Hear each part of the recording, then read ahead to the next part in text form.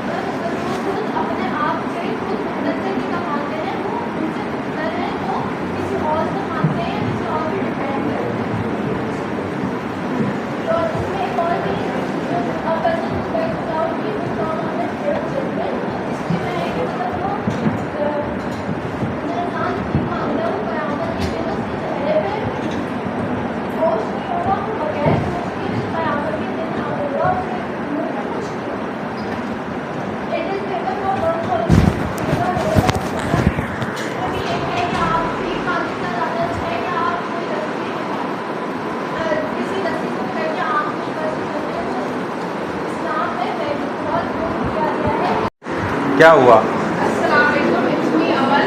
और मेरा टॉपिक है परमिसिबिलिटी एंड कंडीशंस ऑफ बेगिंग इन इस्लाम। इधर ही आप लोग कंटिन्यू रखें अपनी पूरी प्रेजेंटेशन करें, मैं 2-3 मिनट में। इस्लाम मुसलमानों को ईमानदारी से काम करने और रोज़ी कमाने की सख्ती से तरगीब देता है।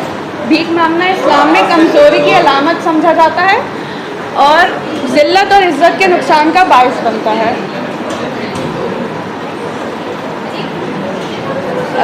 अहमदी, अबू दाऊद और मुस्लिम निसाई से रिवायत है कि कबीसा बिन मुखारिक हलाली रज़ी अल्लाह ताला अन्हा कहते हैं कि उनके ऊपर कर्ज था। वो आप सल्लल्लाहु अलैहि वसल्लम के पास मदद मांगने गए तो आप सल्लल्लाहु अलैहि वसल्लम ने फरमाया कि ज़कात आने तक हमारे साथ रहो और हम उसमें से तुम्हें कुछ दिए जाने का हुक्म देंगे।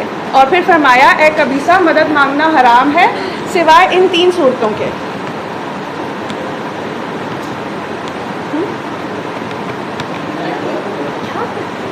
किधर है?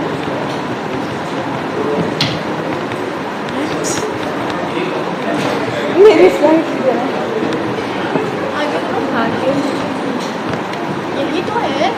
अच्छा, पहली सूरत है सख्त ज़रूरत। एक आदमी जो गुर्बत का शिकार हो और इसकी कौम के 3 अक्लमंद लोग ये तस्लीम करें कि वो गुर्बत में मुब्तला है, तो उसको उस वक्त तक मदद मांगने की इजाज़त है जब तक उसकी बुनियादी ज़रूरतें पूरी नहीं हो जाती। दूसरी वजह है आफात की वजह से।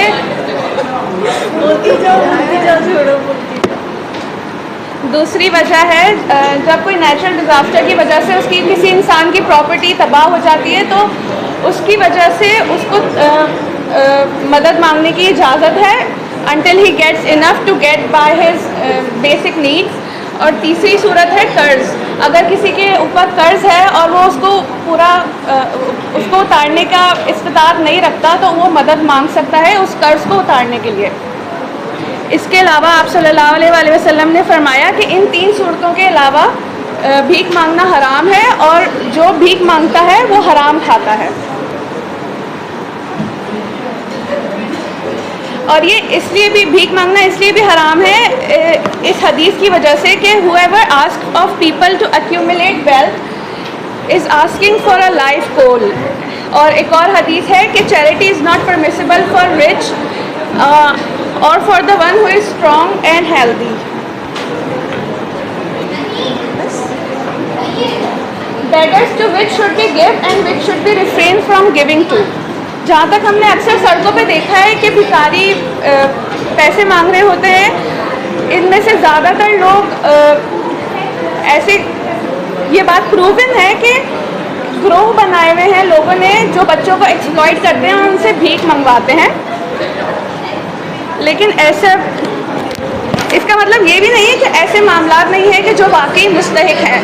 तो हमें चाहिए कि अगर कोई शख्स इन लोगों में से किसी को पैसे देना चाहता है तो उसको अपना वजदान का इस्तेमाल करते हुए ये फैसला करना चाहिए कि आया कि सामने वाला मुस्तहिक है कि नहीं, वरना पे बेहतरीन ऑप्शन ये है कि ऐसे लोगों को ज़कात और खैराती कम्युनिटीज़ को रेफ़र कर दिया जाए ताकि सो दैट दे कैन, ताकि वो उनकी ज़राए के मालूमात करके उनकी मदद कर सकें। चलो आयमा। अस्सलाम वालेकुम, मेरा नाम आयमा है और मेरा टॉपिक है हराम बेगिंग इस्लाम। जब बेगिंग की बात आती है तो इस्लाम एक्नॉलेज करता है कि सुन ही नहीं रहे हो, तो इस्लाम एक्नॉलेज करता है कि हमें उन लोगों की मदद करनी चाहिए जो वाकई में जिनको ज़रूरत हो। ये तो नहीं था मेरा।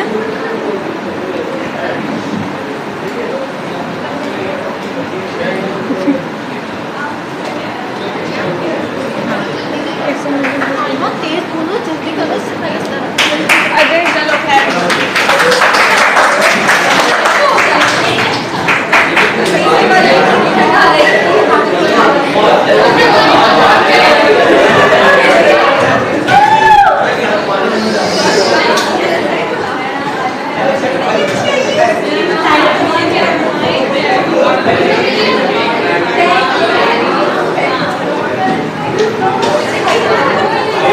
करो उसमें से सर्दी पास हो गई थी।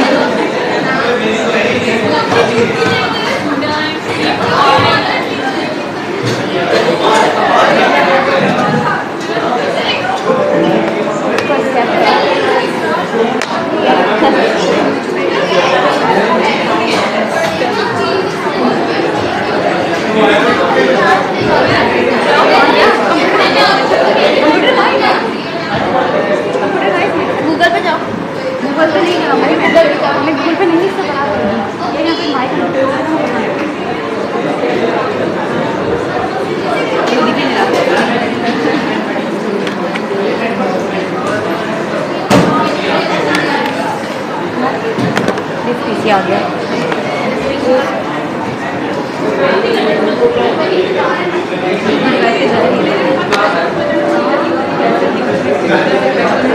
Oh my goodness, what the hell is this? This is very much healthy.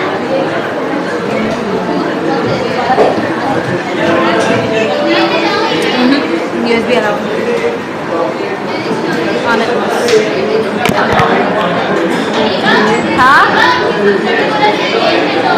हाँ, वहाँ से करेंगे, वहाँ से ना ओरिजिनल फॉर्म में नहीं आ रहा, थोड़ा मसला हो रहा है। कहाँ है मेल? बैक अरे उस पे जाओ, बैक करो। हाँ मेल्स पे जाओ। हाँ ये रहा, सेकंड वन थी ना ये। यार जरा ये रखना टेबल पे।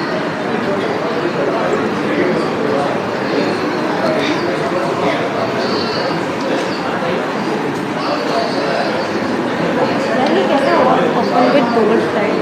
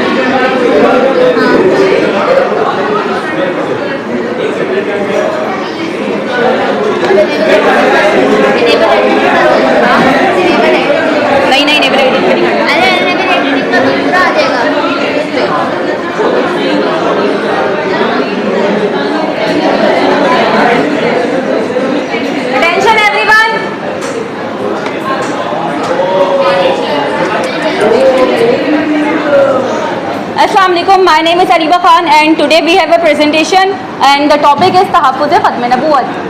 And so let's begin with what is Khatm Nabuwat. Khatm Nabuwat is a fundamental belief in Islam. It simply means the finality of prophethood. We Muslims believe that Hazrat Muhammad, peace be upon him, is the last and the final prophet of God sent by Allah. ठीक हो गया? And no one will come after him. It also means that God has completed the series of prophethood with Hazrat Muhammad, peace be upon him, means he is the seal of prophethood.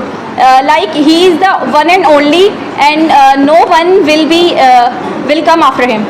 Okay. And this belief ये इस तरह से नहीं है कि हमने इसको अपने पास से अखज़ किया है, ये कुरान एंड सुन्ना की क्लियर वर्सेस पे मबनी है, मुश्तमिल है. For Muslim believing the finality of prophethood is so fundamental that without it one's claim to be a Muslim would be considered incomplete. I am the last prophet and you are the last of ummah. Ibn Majah की ये हदीस है. So next one, Tahaffuz Khatm Nabuwat. The term Khatm Nabuwat is composed of two words, Tahaffuz and Khatm Nabuwat. Tahaffuz means protection, preservation, and Khatm Nabuwat the finality of prophethood. तो इन चीज़ों को मिला के ये बनता है कि हमने इसकी प्रोटेक्शन के लिए आवाज़ उठानी है. कोई फॉल्स क्लेम्स वगैरह आए तो उसको हमने एड्रेस करना है, और इसकी हमेशा कोई इस तरह से कोई भी हो तो इसको रोकना नहीं है. ये नहीं है कि बहुत बैकवर्ड चीज़ है, ये हमारे साथ साथ चलती जा रही है और हमें करना चाहिए. हर मुसलमान पे फ़र्ज़ है ये. और there are various movements and organisations which are actively working on this issue. Why is खत्म नबूवत इम्पॉर्टेंट? तहफ़्फ़ुज़ खत्म नबूवत is important because it's a core belief of Islam. The Quran and the Sunnah clearly states that हज़रत Muhammad peace be upon him is the final and last prophet of God. And Khatm Nabuwat also protects the purity of Islam by affirming that the teachings of Hazrat Muhammad peace be upon him are complete and doesn't need any addition or changes.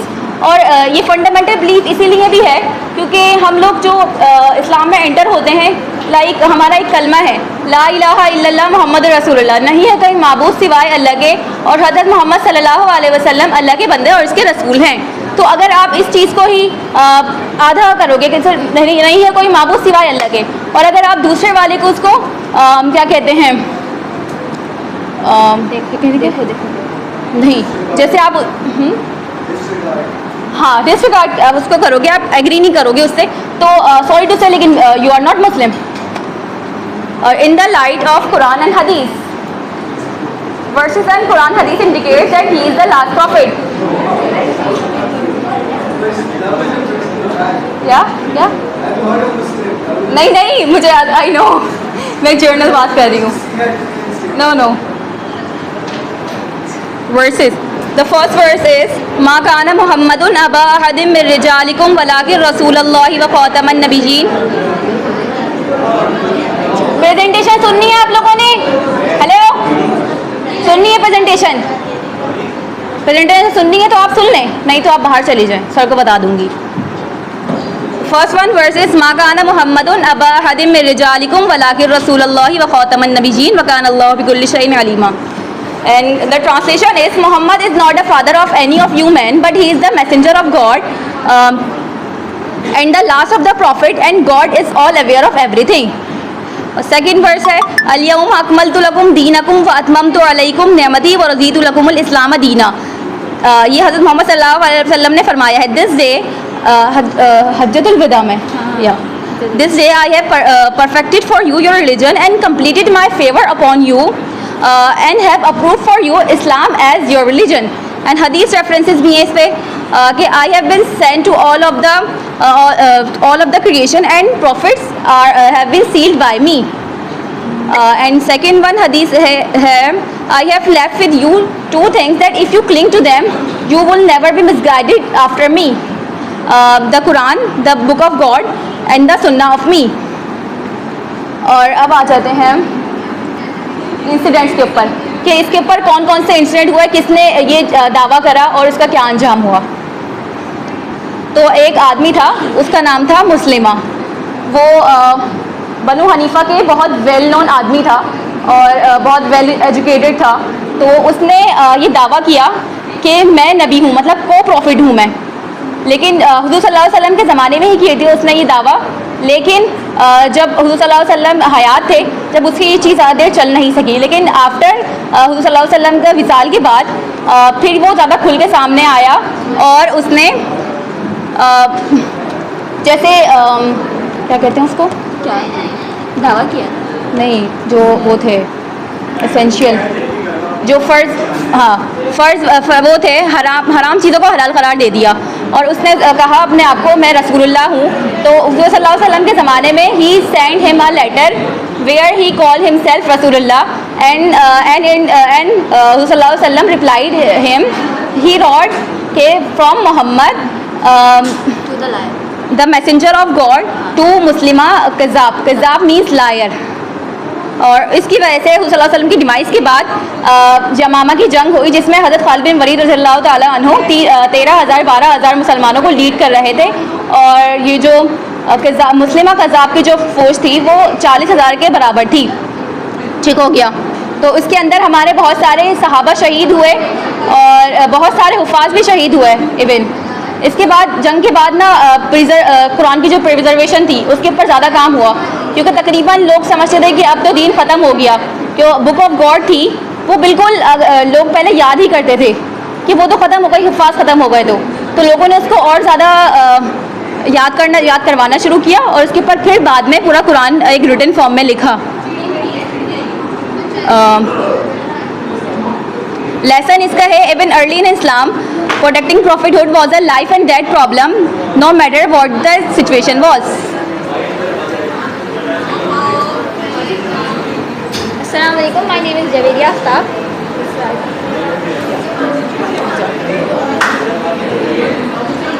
इससे मिलता जुलता एक और incident हुआ था 19th century में, देखे late 19th century में, आवाज़ निकालो। 1889 में मिर्ज़ा ग़ुलाम अहमद कादियानी ने यह क्लेम किया कि मैं एक प्रॉफिट हूँ, आप सल्लल्लाहु अलैहि वसल्लम का जानशीन हूँ। और उसने ये क्लेम किया कि मेरे पास ऐसी नॉलेज है जैसे क्रिश्चियंस जो हैं वो मुसलमान हो जाएंगे। और इसने ये कहा कि अल्लाह ताला ने मुझे नॉलेज दी है कि मैं 50 किताब लिख सकता हूँ। इसने पैसे भी लिए थे बहुत से लोगों से। तो जब इसने ये क्लेम किया तो इसको ब्रिटिश ने बहुत सपोर्ट किया और इसका इन्फ्लुएंस बहुत जगह पर फैला और लोग ने इसको फॉलो करना शुरू कर दिया। जब इसको लोगों ने फॉलो करना शुरू कर दिया तो फिर उसके बाद बहुत सारे उलमा उठे थे और अल्लामा इकबाल ने भी इसके ऊपर आवाज़ उठाई थी कि ये जो है वो झूठा है और इसने जो क्लेम किया है उस पर कोई वो नहीं है। इसने बहुत सी चीज़ों पे झूठ कहा था। अब 1974 में जब ये हुआ तो 1974 में बहुत सारे स्टूडेंट्स स्टार मेडिकल कॉलेज जो मुल्तान स्टार मेडिकल कॉलेज जो मुल्तान से रिलेटेड है, वहाँ के स्टूडेंट्स ने प्रोटेस्ट करी थी और वहाँ से बहुत से लोगों को मारा भी गया था कि आप इनको नॉन मुस्लिम करार करें ताकि हमें ये पता चले कि ये बहुत झूठे रास्ते पे चल रहे हैं। तो पार्लियामेंट ने कादियानिया अहमदी को नॉन मुस्लिम करार दे दिया गया था। फिर उसके बाद इस पर इन लोगों ने जो है इस पर काम किया था, पार्टिसिपेट किया था खात्मे नबूवत पे। इस पर ऑर्गेनाइजेशन भी बनी थी और पब्लिक को अवेयर करने के लिए एजुकेट किया गया था। और हमें इससे ये लेसन मिलता है कि हमें एक दूसरे को एजुकेशन देनी चाहिए इसके बारे में, अपने बच्चों को और अपने इर्द गिर्द लोगों को, और इन आइडियोलॉजीज़ को हम लोग को रिफ्यूज़ करना चाहिए अपनी विजडम के साथ। अगर हम अपने आप को एजुकेट करेंगे तो हमें पता चलेगा कि ये कितने लोग सच बोल रहे हैं और कितने लोग झूठ बोल रहे हैं। हमारा कंक्लूजन ये है कि खात्मे नबूवत जो है वो इस्लाम का एक सोल है। इसके बगैर हमारा इस्लाम मुकम्मल ही नहीं होता। तो कि अगर कोई आए और ये कहे कि मैं जो है आप सल्लल्लाहु अलैहि वसल्लम के बाद एक और नबी हूँ तो वो तो झूठा ही होगा और उसको फॉलो करने वाले लोग भी झूठे होंगे।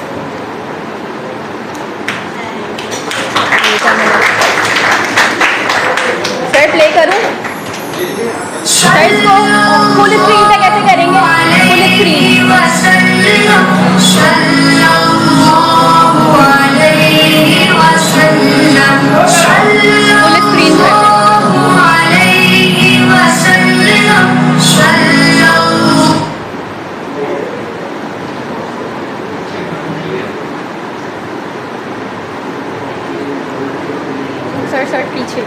ये एक मिनट कहाँ गया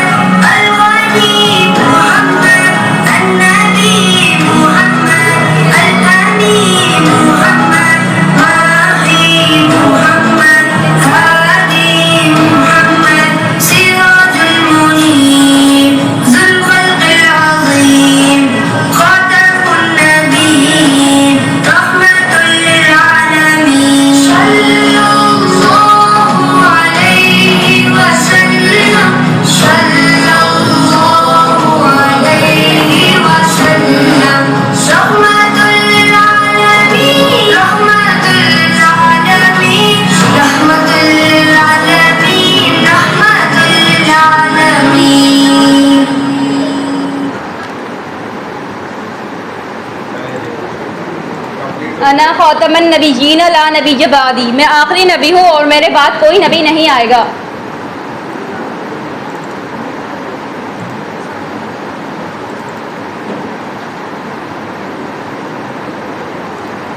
थैंक यू एवरीवन।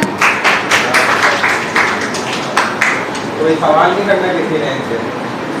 अच्छा चलो, मैं रिकॉर्डिंग लगा दी थी, मैं उससे सुन लूँगा इन्होंने कैसा प्रेजेंट किया। ये जो खत्म नबूवत है ना, ये हमारा अकीदा जो है उसका एक बहुत बड़ा हिस्सा है।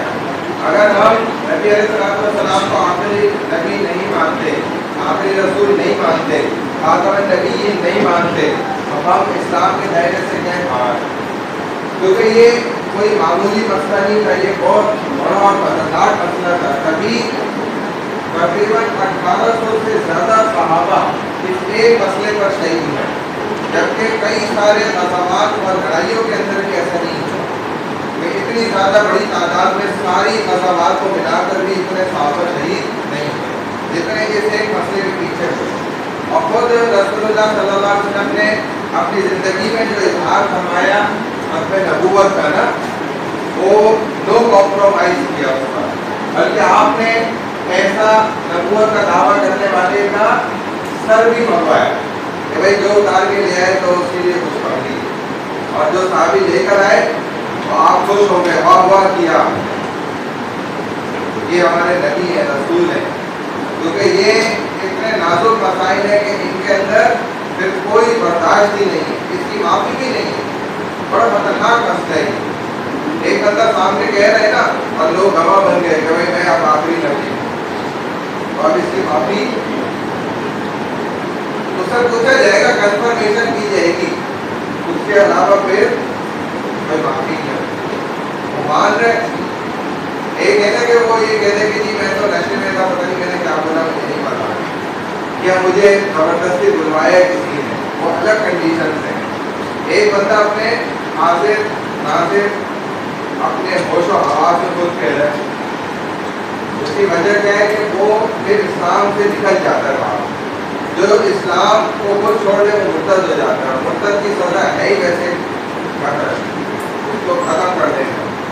लेकिन जो आदमी मसाइल के अलावा मुर्तद हुआ उसको 3 दिन तक मौका दिया जाता है, उसके तमाम सवालात के जवाब देते हैं उलमा। अगर वो फिर भी इस्लाम की तरफ नहीं लौटता तो फिर उसकी सज़ा यही है। बहरहाल चले, ये ग्रुप नंबर क्या था? 4 था। ग्रुप नंबर 5 कौन है? ग्रुप नंबर 5 कौन है? आ जाए। क्या किस नाम से प्रेजेंटेशन है?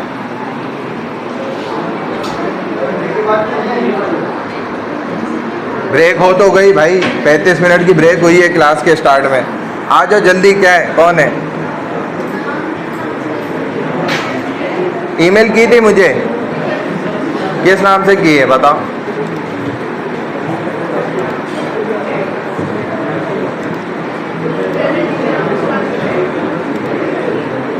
देखो यहाँ पे नजर आ रहे नाम क्या है?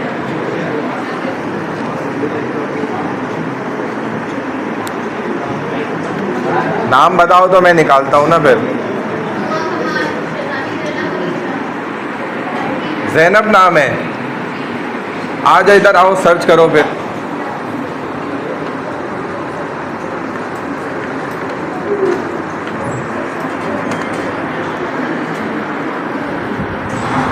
देखो इनमें से है कोई?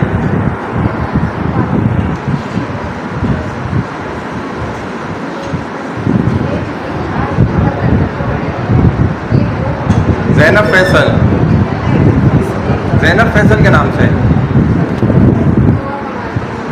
दुआ कमाल के नाम से है। तो दुआ लिखो ना फिर, यहाँ लिखो DUA, लिखो DUA, एंटर करो।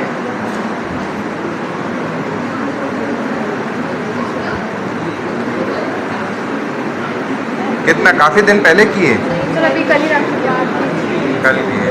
सर लेकिन इसमें हमें थोड़ी कंफ्यूजन है, आप हमारे बॉडी पार्ट्स में ना। यस हाँ तो ज़्यादा खोल के नहीं बोलना कि हलाल है हलाल है ये वाले। देखो इधर है दुआ, यहाँ तो आ ही नहीं रही है। अगर तुमने कल की है तो यहीं कहीं आनी चाहिए। तो बस का हदीस बताओ, ये बता दें तो ये देखिए सब हमें 4 या तो दोबारा सेंड करो, डेटा नहीं दोबारा करो, ये सही सेंड नहीं हुई है।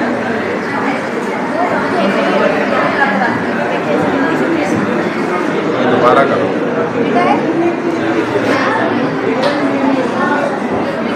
या व्हाट्सएप पे भेज दो मुझे, व्हाट्सएप पे भेजो।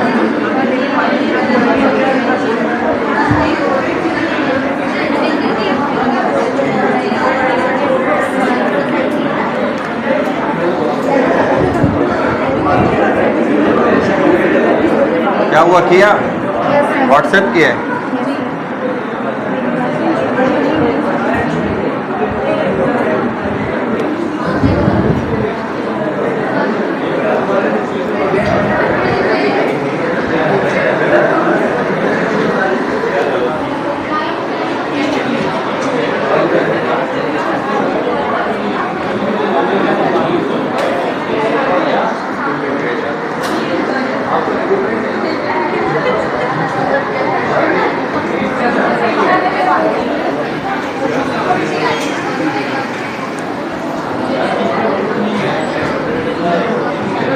दिया व्हाट्सएप? तो डाटा है आपके पास? चला जाना चाहिए।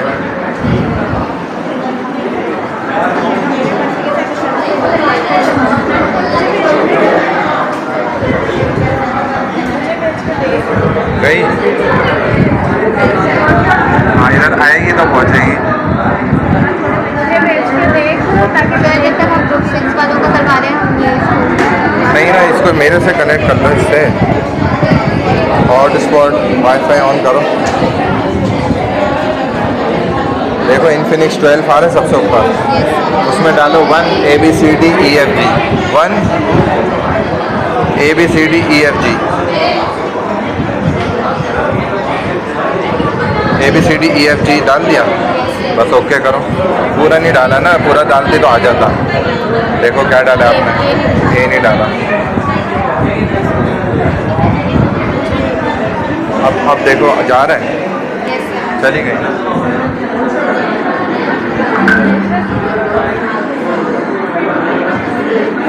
यही है।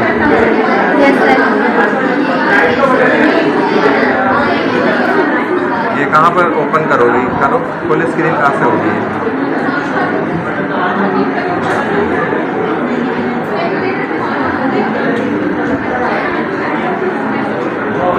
तो इस तरह आ रहा है।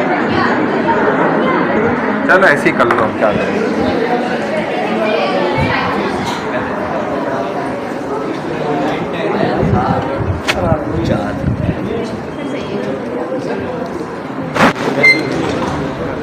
भाई नमाज का ब्रेक तो होगा ऑलरेडी। आप लोगों में थोड़ा सब्र होना चाहिए। इतना अभी कोई हार्ड एंड टफ नहीं होता कि आपको बस वॉशरूम जाना है, मुंह धोने जाना है, उठ के जा रहे हो, गलत बात है। चलें, सर हमारा एक लड़का नहीं आया है।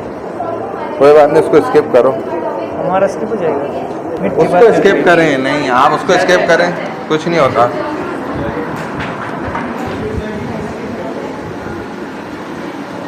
चले चले। ऑर्गन डोनेशन क्या होता है? ऑर्गन डोनेशन में मतलब ये होता है कि आप अपने बॉडी पार्ट्स को किसी दूसरे को दे सकते हैं उसकी ज़रूरत के हिसाब से, कि मतलब उससे अगर उसकी जान बचाना ज़रूरी है तो हम ऐसी सूरत में और अपने ऑर्गन्स को किसी को डोनेट कर सकते हैं।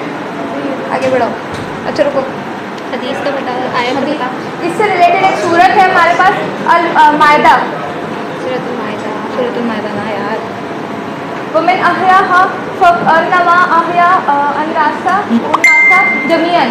If anyone save a life, it would be as if he saved the life of all mankind. जिसने एक इंसान को बचाया उसने पूरी इंसानियत को बचाया। आगे बढ़ो, रुक जाओ, मेरे बहुत मुश्किल में आ रहा है मेरी पेन। बेटा रुक जाओ, पेन निकाल लो जरा। ये जनरल इस्लामिक प्रिंसिपल्स है हमारे पास। इसमें ये है कि बस इंसानियत की ज़िंदगी के हुर्मत है। इंसानी ज़िंदगी के जो इस्लाम जो है वो हमें इंसानी ज़िंदगी के जो है वो तहफ़्फ़ुज़ को बहुत अहमियत देता है। लिहाजा वो अमल जो ज़िंदगी को बचाते हैं अमूमन हमारे वो नेकी कहलाती है हमारी। नुकसान क्या है? अच्छा, नुकसान की ममानियत। इस्लामी कानून अपने आप को या दूसरे को गैर ज़रूरी तौर पर नुकसान पहुंचाने से मना करता है। इंसानी जिस्म का एहतराम। इंसानी जिस्म को खुदा की तरफ से एक अमानत समझा जाता है और इससे ज़िंदगी में और मौत के बाद भी इसका एहतराम, इससे इंसान की जिस्म से एहतराम से पेश आना चाहिए। बहुत मुश्किल है भाई। लास्ट हो गया।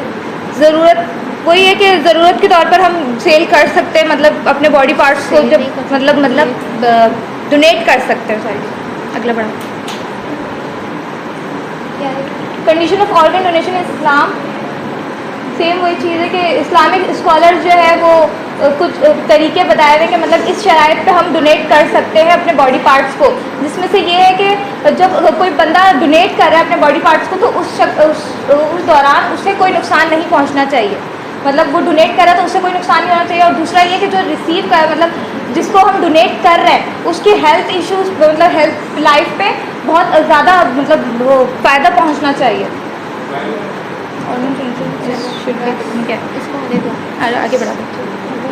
बस बाकी इसके वो है विच ऑर्गन्स कैन बी डोनेट, हम कौन कौन से ऑर्गन डोनेट कर सकते हैं। हम किडनी दे सकते हैं एक, हम अपने जिगर का हिस्सा दे सकते हैं, हम फेफड़े का हिस्सा दे सकते हैं, और बाकी टिश्यूज़ हैं, बोन्स, मैरोज हैं, और ब्लड हम खून से हम दे सकते हैं। My name is Zainab. मेरा presentation topic है misconception and clarification about organ donation in Islam. Muslim considering this act of kindness may be apprehensive or hesitant due to misconception about organ donation in the context of Islam.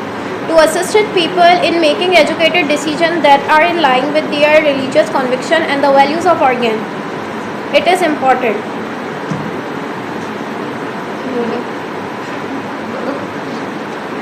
फ़र्ज़ करें अगर एक इंसान मरने से पहले अपनी आंखें किसी को डोनेट अतिया करने का बोल देता है, तो अगर वो आंखें किसी नाबीना के काम आ जाए जिसकी वजह से वो देखने लग जाए और उसकी ज़रूरत में आ जाए, तो ये एक बहुत बड़ी नेकी है। प्रॉफिट सल्लल्लाहु अलैहि वसल्लम सेड कॉल रसूलुल्लाह सल्लल्लाहु अलैहि वसल्लम, मुर्दे की हड्डी तोड़ना ऐसा है जैसे ज़िंदा की हड्डी तोड़ना। इसका मतलब ये है कि मरने वाले का जिस्म भी इज़्ज़त वाला है, इसलिए आज़ा का अतिया मीन्स डोनेट बहुत सोच समझ के इज़्ज़त के साथ और नेकी के इरादे से किया जाना चाहिए। Thank you. अस्सलामु अलैकुम एवरीवन, माय नेम इज़ इशा।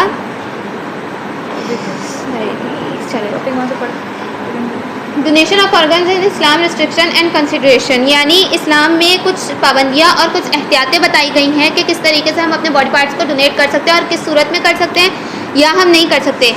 ज़िंदा होने पर अगर हम अपने बॉडी पार्ट्स को डोनेट कर सकते हैं तो किस तरीके से। अगर किसी की जान बचानी है तो हम अपने बॉडी पार्ट्स को डोनेट कर सकते हैं, लेकिन उसमें भी कुछ सूरतें हैं। अगर हम अपने बॉडी पार्ट्स को डोनेट कर रहे हैं तो आया कि हमें अपने बॉडी पार्ट्स डोनेट करने के बाद कहीं हमारी अपनी जो हेल्थ है वो तो कमज़ोर नहीं हो जाएगी, यानी हम उसके लिए सेटिस्फाई हैं, हम हेल्दी हैं। अगर हम किसी को खून भी डोनेट कर रहे हैं, ब्लड डोनेट कर रहे हैं, तो उसके लिए भी हम हेल्दी हैं। हम किस सूरत में दे रहे हैं, बाद में पता चलता है कि हमने अपने बॉडी पार्ट्स को जो है वो डोनेट कर दिया, ब्लड डोनेट कर दिया, लेकिन उसके बाद हम में कोई बीमारी आ जाती है, कुछ डिजीज़ आ जाते हैं या कुछ ऐसी चीज़ आ जाती है तो जिसकी वजह से मना किया जाता है। इसी तरीके से आज़ा की अतिया करने के पीछे हमारी नीयत का भी बहुत एक अहम किरदार है। बाज़ औक़ात हम दिखावे की नीयत से करते हैं, तो दिखावे की भी नीयत नहीं करनी चाहिए, क्योंकि दिखावा करके हम क्या कर लेंगे, वक्ती तौर पर वाह वाह हो जाएगी, तो ऐसा नहीं करना चाहिए।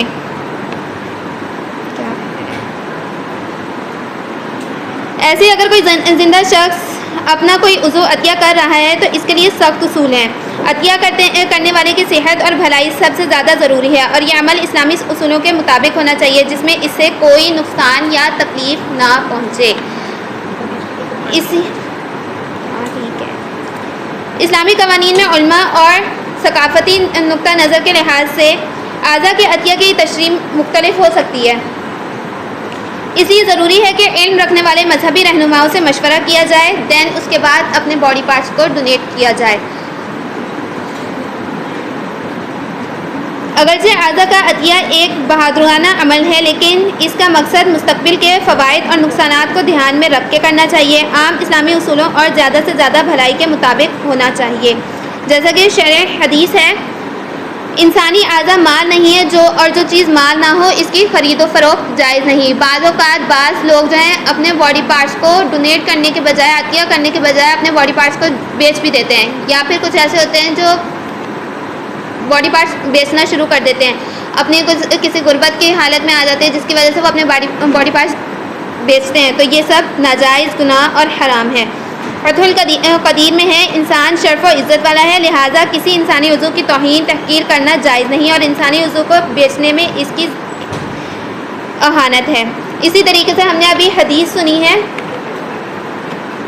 हमारे प्यारे नबी सल्लल्लाहु अलैहि वसल्लम ने इरशाद फरमाया, मुर्दे की हड्डी तोड़ना ऐसा ही है जैसे ज़िंदा की हड्डी तोड़ना।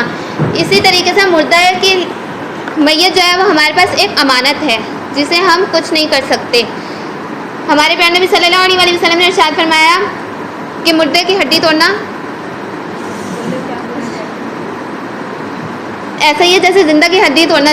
जब हम ज़िंदा होते हुए अपने आप को तकलीफ़ नहीं पहुंचा सकते, अपने आप को तकलीफ़ नहीं दे सकते, अगर हमें हल्का सा कट भी लग जाता है तो हमारी क्या हालत हो जाती है। तो इसी तरीके से मुर्दा इंसान हमारे पास अमानत है। अगर वो वसीयत में बाज़ औक़ात कह देते हैं तो हमें उस वसीयत पर अमल नहीं करना। Thank you.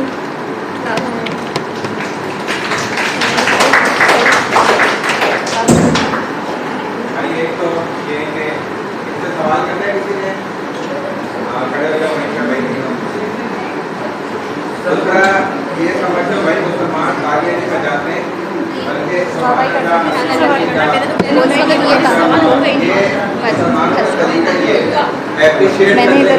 मैंने बोला कोई सवाल नहीं करना।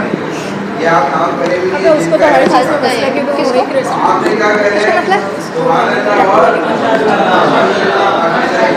मैंने उस वक्त तुम्हें यही कहा था जब तुम कह रही थी ना क्लैपिंग करो, मैंने तुम्हें यही कहा था कि सुभान अल्लाह बोला जाता है, क्लैपिंग नहीं की जाती। अच्छा, मैंने सुना नहीं है। हाँ जी, इनका सवाल है आपसे।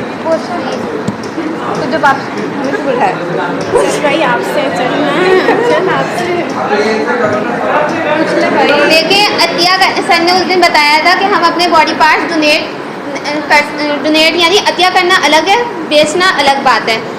तो हम अपने बॉडी पार्ट्स को डोनेट कुछ सूरतों में कर सकते हैं, कुछ सूरतों में कर सकते हैं। अब एक इंसान है, फॉर एग्जांपल हम ले लें, हमारा भाई है, ठीक है, हमारे भाई के गुर्दे फेल हो चुके हैं, हम बिल्कुल ठीक है, हेल्दी हैं, तो उसमें क्या करेंगे? हम अपने भाई को मरने के लिए छोड़ देंगे? कौन बोल रहा है? हाँ वो ना,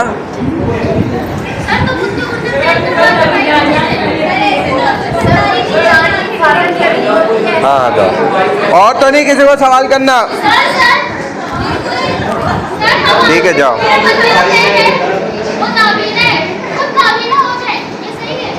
तो आंखें देने को कौन कह रहा है? आपने तो बोला किसी के पास अगर नहीं थी सकता नाबीन है उसको आंखें। ये एक मिसाल के तौर पे कहा हुआ है कि जो शख्स मर जाता है उसकी अगर मतलब अगर कोई बंदा नाबीना है और एक शख्स मर चुका है, तो अगर उस मरे हुए बंदे की आंखें किसी और के काम आ रही हैं, वो अपनी ज़िंदगी को आगे मतलब अच्छे से देख सकता है, तो इसमें ये तो सही चीज़ है। वो भी उसके अपने कहने पर, ओके, अपनी वसीयत पर। चलो भाई, ये देख लो, एक मैं आपको ज़रा सा अंदाज़ा करा दूं क्या चीज़ है ना। देखो यहाँ पर, ये इस पर हमारे इस वक्त जो फतवा है ना फाइनल, वो ये है, अपनी हयात में, ज़िंदगी में, देखो दोनों बातों का डिफरेंस है। जो मैंने आपको बात करी वो मैंने बात की ज़िंदगी में, ठीक है, और मरने के बाद किस कंडीशन में। एक अतिया करना अलग बात है, बेच देना, सेल कर देना एक अलग मसला है। तो अपने आज़ा को बेच देना या फिर अपनी वाहवा कराने के लिए अपने आज़ा को किसी को देना, दिखावा करना, या हत्ता के किसी को ताकतवर बनाने के लिए भी, या अपने आप को ताकतवर करने के लिए भी खून देना अपने जिस्म से, ये सब मुकम्मल तौर पे हराम है। लेकिन बाज़ सूरतें उलमा ने जायज़ और हलाल करार दी हैं। देखो, अपनी हयात में, अपनी ज़िंदगी में, लाइफ में रज़ा कराना तौर पर आज़ा अतिया करना शरीयत में जायज़ है या नहीं, ये सवाल किया है। और ये लास्ट वाले रेड शर्ट वाले, आप जाओ, मोबाइल बाहर यूज़ करके आओ, जाओ जल्दी, उठो, टाइम नहीं ज़ाया करो, अब 3 मिनट बाद आना, जाओ। मैं अपने किडनी, गुर्दा अपने मामू को अतिया करना चाहता हूँ, क्या ये जायज़ है? किसी इंसानी उसका ख्वाह ज़िंदा हो या मुर्दे का हो, दूसरे इंसान के जिस्म में इस्तेमाल मुआवजे के साथ हो या बग़ैर मुआवजे के, इन वजूहात की बुनियाद पर जायज़ नहीं है। इस मकसद के लिए इंसानी जिस्म की चीर फाड़ की जाती है, जो कि मसला है। कुरान में मसला करना मना किया है, हदीस में मना फरमाया है, और आप आ रही है बात, मसला शरीयत में जायज़ नहीं है। और ये क्या होता है कि यानी कि इंसानी जिस्म को काटना, किसी जिंदा हैवान जिसमें इंसान भी शामिल है, उसके जिस्म से अगर कोई जुज़ अलग कर दिया जाए, वो मुर्दार और नापाक के हुक्म में हो जाता है, जैसा कि हदीस मुबारक में भी ये बात आती है। उसकी पेवनकारी की वजह से पूरी उम्र एक नापाक चीज़ से जिस्म इंसानी मुलव्विस रहेगा। जब आपने मिसाल के तौर पर खून निकाला, ये क्या है? नापाक है।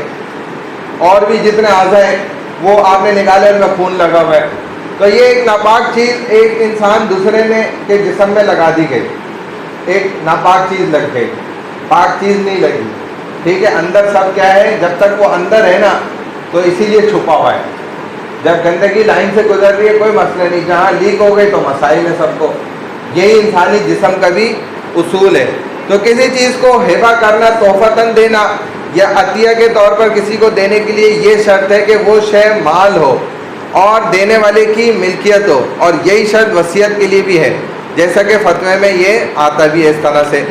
आगे समझो, इंसान को अपने आज़ा में हक़ के मनफ़ात तो हासिल है, मगर हक़ के मिल्कियत हासिल नहीं है। हक़ के मनफ़ात क्या है कि भाई अपने जिस्म से मैं फ़ायदा ले सकता हूँ, मैं पैरों से चल के फ़ायदा हासिल कर रहा हूँ, हाथों से कमा कर हासिल कर रहा हूँ, आँखों से देख कर फ़ायदा हासिल कर रहा हूँ, लेकिन ये मेरी क्या है, ऑनरशिप नहीं है ये चीज़ें कि मैं अपनी मर्ज़ी से अपनी उंगली काट दूँ, अपनी मर्ज़ी से अपना हाथ काट दूँ या कुछ और अपनी जान ज़ाया कर दूँ, क्योंकि मैं इसका मालिक नहीं हूँ। ठीक है, ये मतलब है, मगर हक़ के मिल्कियत इसको हासिल नहीं है। जिन अम्वाल और मुनाफे पर इंसान को हक़ के मालिकाना हासिल ना हो, इंसान उन अम्वाल या मुनाफे की मालियत किसी दूसरे इंसान को मुंतकिल नहीं कर सकता। जिस चीज़ का मैं खुद मालिक नहीं हूँ वो चीज़ मैं दूसरे को कैसे दे सकता हूँ, चाहे तोहफतन हो या बेचना हो या जो भी हो। जब मैं उस चीज़ का खुद ही मालिक नहीं हूँ, इसी को तो हराम कहा जाता है। ड्रॉप शिपिंग क्यों हराम हुई? यही तो वजह कि आप एक चीज़ के खुद ही मालिक नहीं है, दूसरे को कैसे ऑनलाइन बेच रहे हैं जब आपके खुद ही कस्टडी में, मिल्कियत में वो चीज़ नहीं है। तो ड्रॉप शिपिंग इसलिए हराम हो गई, और भी बहुत सारे ऑनलाइन बिजनेस इस वजह से हराम है। इंसानी आज़ा और जवारे इंसान के पास अमानत हैं और इंसान उसका निगरान और मुहाफिज है, और अमीन को ऐसे तसर्रुफात का इख्तियार नहीं होता जिसकी इजाज़त अमानत रखने वाले ने ना दी हो। अल्लाह अगर हमें परमिशन दे देते कि भाई चलो मैंने तुम्हें जिस्म दे दिया, ये तुम्हारी मिल्कियत है, तुम्हें जो करना है कर लो, तो फिर तो खुदकुशी करना भी हलाल हो जाता, ये आज़ा देना भी हलाल होता। हर तरीके से जैसे हमारी मर्जी होती, टैटो बनवाओ, जो करना है करो, ये सब हमारे लिए क्या हो जाता, जायज़ हो जाता। लेकिन अल्लाह ने हमें ये परमिशन नहीं दी। इंसान काबिल एहतराम और मुकर्रम है, इज़्ज़त वाला है। इसके आज़ा में से किसी उसको उसके बदन से अलग करके दूसरे इंसान को देने में इंसानी इज़्ज़त की भी खिलाफ वर्जी लाजिम आती है। यही वजह है कि फ़ुक़हा ने इलाज मुआवजा शदीद मजबूरी के मौके पर भी इंसानी आज़ा के इस्तेमाल को ममनू करार दिया है। चुनाचे जैसे किसी के बाल है वो भी नहीं लगाने की इजाज़त हदीस में खुद रसूलुल्लाह सल्लल्लाहु अलैहि वसल्लम ने मना फरमाया। जिस तरह किसी जिंदा आदमी के किसी उज़्व को लेकर इलाज करना दुरुस्त नहीं, इसी तरह किसी मुर्दा इंसान के उज़्व से भी इलाज करना जायज़ नहीं है। यानी आदमी के तमाम आज़ा से फ़ायदा उठाने की हुर्मत उसकी तकरीम और एहतराम के पेश नज़र है, ताकि जिस हस्ती को अल्लाह ताला ने मुकर्रम और मोहतरम बनाए, लोग उसके आज़ा जवारे को इस्तेमाल करने की जसारत ना करें। वरना तो ये जो आज़ा को सेल आउट करते हैं, बिजनेस करते हैं, उसका वो भी सब हलाल हो जाएगा। ये इंसान खुद कहेंगे कि हाँ भाई ये बॉडी पार्ट्स को बेचना है, बंदा मर गया अब तो बेकार हो गया, निकाल लो, काट लो, सब गोश्त भी बिक रहे, खा रहे, सब जायज़ है, फिर तो वो भी सब सही हो जाएगा अगर आप इसको सही कह देंगे। अगर इंसानी आज़ा की पेशबंदकारी को जायज़ करार दे दिया जाए तो ये तो पूरी इंसानियत के लिए एक बड़ा ख़तरा, तबाही का ज़रिया बन जाएगा। क्यों कि मौजूदा ज़माने के हालात और माहौल और माशरे में फैली हुई बददियानती को देखते हुए कोई वजह नहीं कि लोग आज़ा की मुंतकिली के जवाज़ के फतवे का बेजा इस्तेमाल करते हुए उसे बाकायदे कारोबार की शक्ल दे देंगे और उन्हीं आज़ा को अपना ज़रिए माश बना लेंगे। ये तो एक बिज़नेस बन जाएगा, और ये तो बहुत ज़बरदस्त बिजनेस है। इतने महंगे बिकते इंसान की हड्डी है ना, ये जादू में इस्तेमाल होती है। कब्रों से लोग मुर्दे निकालेंगे और हड्डियाँ तो कम अज़ कम मिलेंगी ना उन्हें। 2-4 महीने का वक्त होता है, इंसान का जिस्म गल जाता है, हड्डी रह जाती है। बालों से भी होता है, आप बाल देते हैं अपना इसीलिए तो बाल भी और नाखून भी काट के ऐसे नहीं फेंक देने चाहिए, जिसने उठा लिया वो जादू मार देगा आपके ऊपर, हो जाएगा। इनको मट्टी में दफनाना चाहिए छुप कर, किसी को पता नहीं चले आप कहाँ फेंक के छुपा रहे हैं इसको। खामोशी से जाए, खड्डा किया उसमें डालें और मट्टी डाल दें ऊपर। डरा नहीं दिया, मैं आपको सही चीज़ बता रहा हूँ, ये सुन्नत तरीके हैं हमारे रसूल के। सुन्नतों में फ़ायदे ही फ़ायदे हैं। तो बाल और नाखून आप हेयर कटर के बाद अपने बाल नहीं छोड़ कर आए, वो उठा के बेच देगा। किसी ने आ गया भाई मुझे जादू करना है, बंदे ने तंग करके रखा हुआ है, तो आपके बालों से जादू हो जाएगा। बाजार में दीगर अशयर की तरह इंसानी आज़ा की एलानिया, वरना खुफिया खरीदो फरोख्त शुरू हो जाएगी। हालांकि अभी भी छुप कर होता है और इसीलिए इसको गैर कानूनी बनाया गया है कि ताकि लोग इसको वाकई में फिर हलाल समझ के हर बंदा काम शुरू कर देगा। ये कम अज़ कम हर बंदा अपना एक गुर्दा तो बेचेगा कि यार ये बहुत महंगा बिक रहा है, थोड़ा मैं अमीर तो हो जाऊंगा। गुर्बत ज़्यादा लोग अपना और बच्चों का पेट पालने के लिए, अपनी ज़रूरियात पूरी करने के लिए अपने आज़ा फ़रोख्त करना शुरू कर देंगे। बहुत सारी ये बुराइयां आ जाएंगी। इतना लंबा ये फतवा देखो चल रहा है, आप इसको पढ़ें और समझें, अल्लाह करे आपको ये चीज़ समझ में आ जाए। बहरहाल जो इन्होंने बात करी वो अपनी जगह सही है। बहुत मजबूरी की सूरत हो जाए, कोई मजहबी दीनदार डॉक्टर है, सर्जन है, वो कह रहे हैं कि जी ये अगर इस तरह कर लिया जाए, इसका खून इंसान का इसमें डाल दिया जाए तो ये बच जाएगा, ये इसका बॉडी पार्ट अगर इस्तेमाल थोड़ा सा कर लें हम तो इसकी जान बच सकती है, तो फिर उलामा से पूछकर आप कर लें वो काम, वो इजाज़त दे देते हैं बहुत मजबूरी की हालत में, क्रिटिकल कंडीशन अगर है। वरना ये नहीं है कि बस इसको नॉर्मल जो है ना हर कोई करता रहे फिर और इसको जायज़ और हलाल समझ ले, ऐसा नहीं है। सवाब समझ के नहीं करे, बस इस नियत से करे कि उसकी जान बच जाएगी, सवाब और अजर हासिल करने की नियत से नहीं करे। चले भाई, ये ग्रुप नंबर 5 था ना, 6, ग्रुप नंबर 6 किस नाम से भेजी है? यशफा, देख लो, पहले स्पैम में देख लो, यहीं आ रही थी, खोल लो देख लो कहाँ। हाँ ये वाली,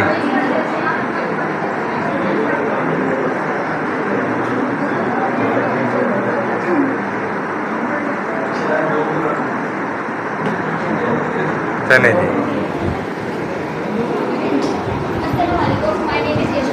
My presentation topic is in what ways do the teachings of the Prophet ﷺ as illustrated in the primary source of Sharia serve as a role model for humanity to embody ethics, justice, compassion and tolerance in their everyday life.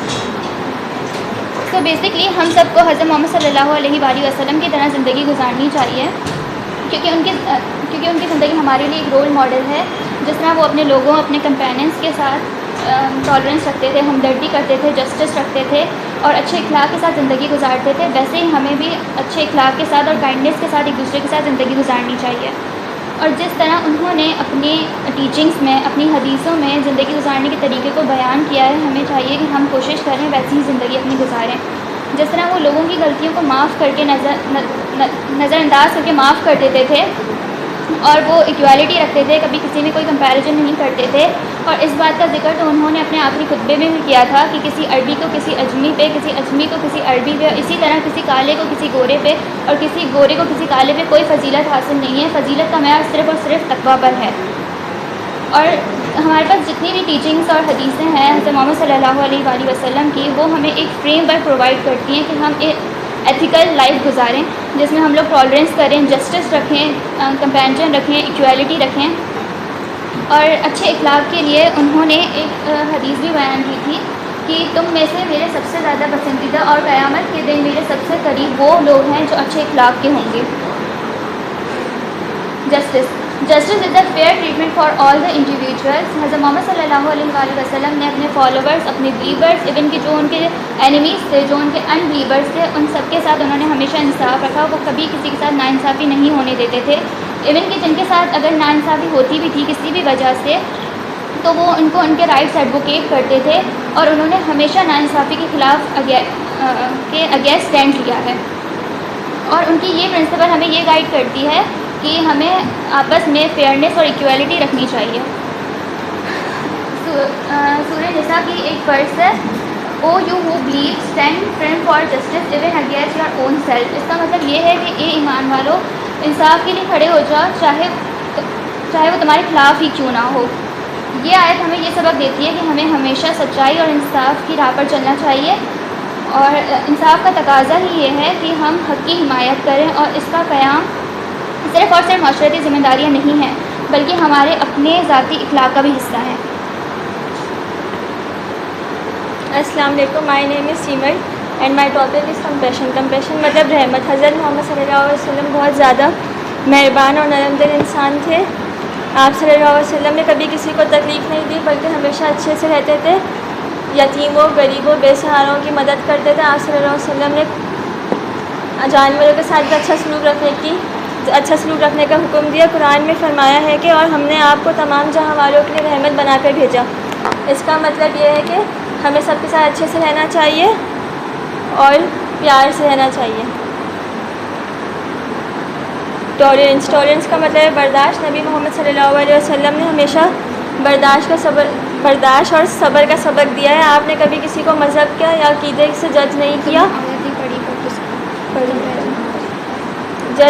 मदीने में भी आप मुस्लिम, हिंदू, यहूदी सबके साथ एक तरह से पेश आते थे, अच्छा अमल रखते थे, उन लोगों के साथ अच्छा अमल रखते थे। आप सल्लल्लाहु अलैहि वसल्लम ने फरमाया दीन में कोई ज़बरदस्ती नहीं है। इसका मतलब यही है कि हर शख्स को अपने अक़ीदे और सोच का हक़ है और हमें हर किसी का एहतराम करना चाहिए, चाहे किसी भी मज़हब से हो। इसका कंक्लूजन यही है कि हमें अपनी लाइफ हज़रत मोहम्मद सल्लल्लाहु अलैहि वसल्लम के तरह गुजारनी चाहिए और सबसे अच्छे से पेश आना चाहिए। Thank you.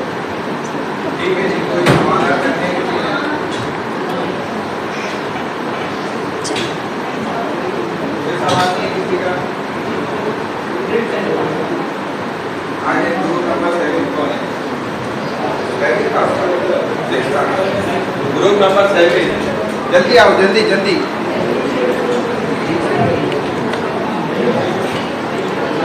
क्या किस नाम से भेजी? बिलाई के नाम से। देखो निकालो जल्दी।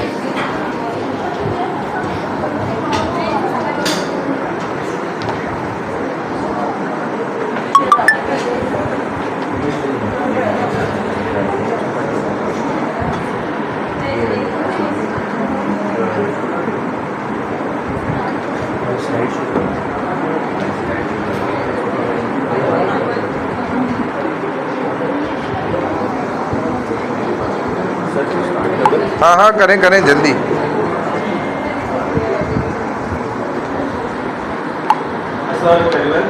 मेरा नाम है मोहम्मद बिलाल, मेरे साथ है मोहम्मद यासीन, मोहम्मद हुज़ैफ़ा और मोहम्मद उमर।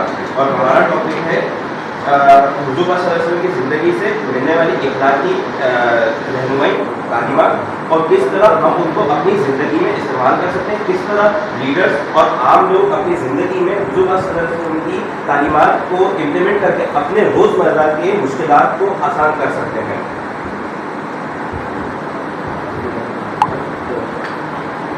जिन टॉपिक्स को हम कवर करेंगे, सबसे पहले हम टॉपिक को समझेंगे कि हम किस बारे में बात कर रहे हैं। हम हुजूर की इख़लाक़ी तालीमात के बारे में जानेंगे। हुजूर की ज़िंदगी में बहुत सारी तालीमात मिलती हैं, हम चंद के बारे में तफसील में बात करेंगे। हुजूर के लीडरशिप यानी जो आज के हुक्मरान हैं वो अपनी कौम को किस तरह बेहतर बना सकते हैं, हम उसके बारे में जानेंगे। हम रहम और ख्याल किस तरह हुजूर सल्लल्लाहु अलैहि वसल्लम ने हमें इसका सबक दिया उसके बारे में जानेंगे। हम इंसाफ और बराबरी का किस तरह हुजूर सल्लल्लाहु अलैहि वसल्लम ने साथ दिया है उसके बारे में जानेंगे। और एंड में हम कंक्लूजन देंगे कि हमने इस प्रेजेंटेशन से क्या सीखा है।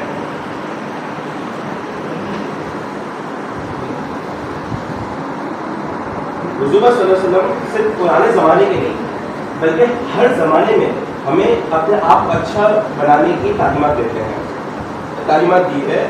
आज के ज़माने में जो आज का ज़माना बिल्कुल जो नाइंसाफ़ी की तरफ जा रहा है, जहाँ लोगों की जो तादाद है वो बढ़ती जा रही है, लोगों में फसाद हो रहे हैं, लड़ाई झगड़े हो रहे हैं, उन सबको सॉल्व इसी तरह किया जा सकता है कि हुजूर सल्लल्लाहु अलैहि वसल्लम की ज़िंदगी से हम सीखें, उसके ऊपर अमल करें। हुजूर सल्लल्लाहु अलैहि वसल्लम ना सिर्फ मुसलमानों को बल्कि जो गैर मुस्लिम है हर एक के लिए तालीमात दी है कि हम सब उससे बेहतर बन सकते हैं।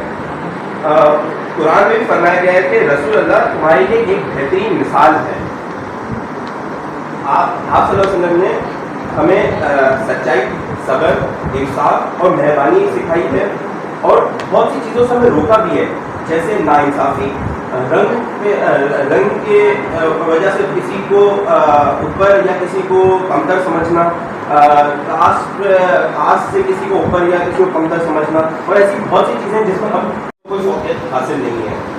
हमें सब्र करना सिखाया है। जब हुजूर सल्लल्लाहु अलैहि वसल्लम ने दीन सिखाना शुरू किया तब उन पर बहुत ज़्यादा बैकलैश हुआ, यानी उन पर बहुत जुल्म हुआ और साथ ही साथ सहाबा पे भी हुआ। बट एक चीज़ जो हम इससे सीख सकते हैं कि हमें अपने मकसद से नहीं हटना है, सब्र करना है। सब्र एक ऐसी चीज़ है जो अगर आज के लोग अगर इस पर अमल करें तो वो एक बहुत बेहतर इंसान बन सकते हैं। हमें सब्र ही ख़त्म हो गया है, लेकिन हुज़ूर सल्लल्लाहु अलैहि वसल्लम ने सब्र किया था, उन पर जुल्म हुआ लेकिन उनको माफ़ किया, उन्हें माफ़ करना भी सिखाया कि जो तुम पर जुल्म करें उनको माफ़ करो, उनसे बदले ना लो। और एक वक्त ऐसा आएगा जब तुम्हारी जो मेहनत है उसका असर सामने आएगा, और ऐसा ही हुआ। जो हमें चीज़ें हमारे नबी ने सिखाई वो फिर लोगों के सामने आई और फिर लोगों पर उन पर जुल्म होना कम हुआ। लेकिन शुरू में तो बहुत ज़्यादा जुल्म होता था, लेकिन उस वक्त सब्र करना सिखाया, इंसाफ करना सिखाया। हुज़ूर सल्लल्लाहु अलैहि वसल्लम एक लीडर थे लेकिन हमेशा इंसाफ के साथ रहते थे। जिनको पसंद करते थे उनको किसी तरह कोई फेवर नहीं देते थे, हर चीज़ में उन्होंने इंसाफ किया, चाहे वो भले ही गैर मुसलमान क्यों ना हो, चाहे वो यहूदी क्यों ना हो, इंसाफ हर एक के साथ किया है, इसीलिए वो बेहतरीन लीडर है। और हमें हदीस में ये भी बताया है कि तुम में से बेहतरीन वो है जिसका इखलाक बेहतरीन है, यानी इससे हमें ये पता चलता है कि इखलाक बेहतर करने से ही आप एक बेहतरीन इंसान बन सकते हैं। साथ ही साथ हमें ये भी सिखाया है कि रहमत और मेहरबानी करनी है। हम माफ़ नहीं करते आसानी से, आजकल के लोग एक दूसरे को माफ़ नहीं करते हैं बल्कि बदला लेते हैं, बट हुज़ूर सल्लल्लाहु अलैहि वसल्लम ने हमेशा लोगों को माफ़ करना सिखाया है।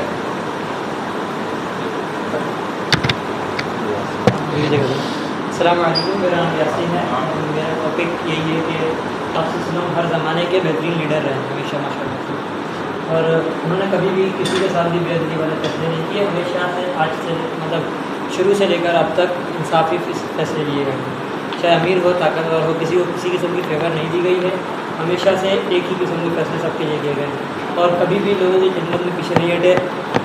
ये तो सबको पता है कि उन्होंने हर किस्म के बंदे की खिदमत की है, चाहे गरीब हो, अमीर हो, मुसलमान हो, गैर मुस्लिम हो, हर किस्म के बंदे की खिदमत की है।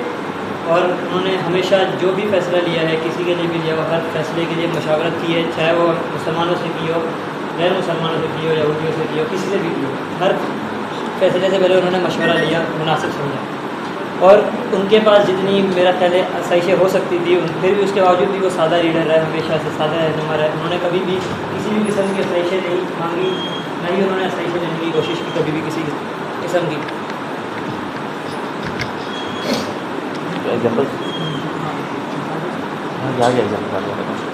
उसमें से एक मिसाल ट्रीटी ऑफ हुदैबिया की भी है, जैसे कि उन्होंने सबको तरजीह दी, जंग से बचाया और लोगों को कहा कि जंग नहीं करेंगे और इस्लाम का। उसके बाद लोगों को उस वक्त तो बुरा लगा ये फैसला, लेकिन कुछ टाइम के बाद लोगों ने इस्लाम कबूल करना शुरू किया और मदीने का कानून बनाते हुए आप सल्लल्लाहु अलैहि वसल्लम ने जो ना सबसे वो किया था कि इसमें गैर मुसलमानों को भी वो दिए थे, राइट्स दिए गए थे कि उनके राइट्स क्या हैं, इनके राइट्स क्या हैं, सबको सब बता दिया गया था। उनको कहीं पर भी अलग नहीं किया उनसे। इसमें हदीस भी है, हर शख्स जिम्मेदार है अपनी अपनी रियाय का। हदीस का मफहूम ये है और कुरान मतलब यही है कि हर शख्स अपनी रियाय का जवाब देगा कि इसकी रियाय के साथ क्या हुआ, उनकी रियाय के साथ क्या हुआ। जैसे हज़रत उमर फारूक की बात है कि उन्होंने कहा था कि अगर मेरी उम्मत में कुत्ता भी मर जाए तो उसका जवाब मैं दूँगा। तो उस तरह जो है उन्होंने कहा कि हर शख्स जिम्मेदार है अपनी रियाय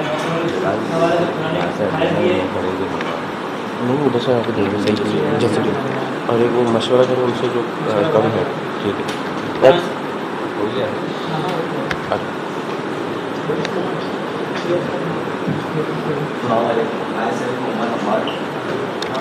मेहरबानी और लोगों का ख्याल, गरीबों का ख्याल, हमें हमेशा गरीबों का ख्याल करना चाहिए।